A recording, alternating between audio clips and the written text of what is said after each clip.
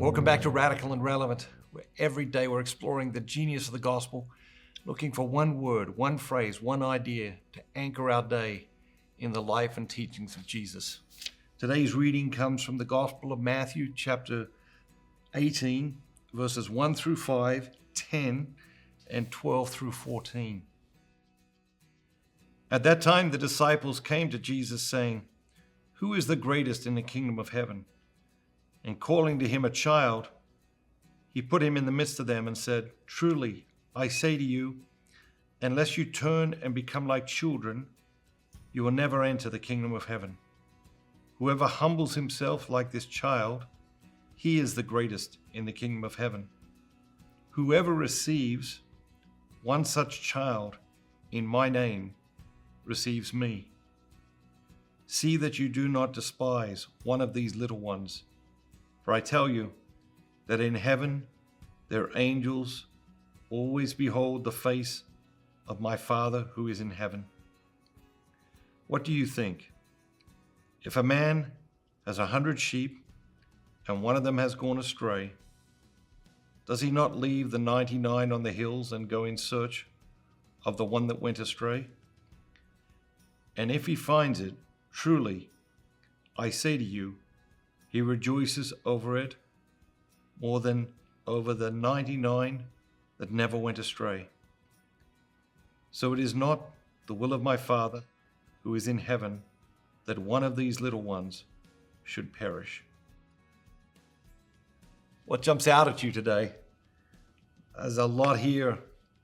There's a who is the greatest. We've got the child.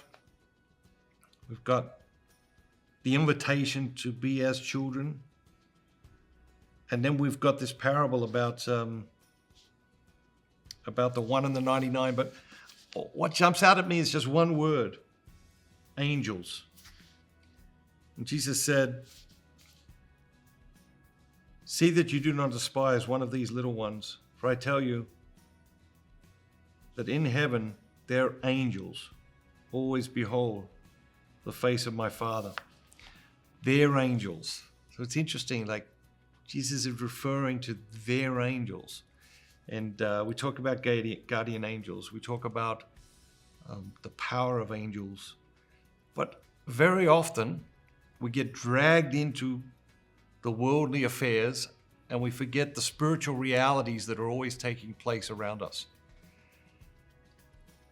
When is the last time you prayed your guardian angel? When is the last time you asked your guardian angel to intercede for you? When is the last time you asked your angel to keep you safe, to guide you, to protect you?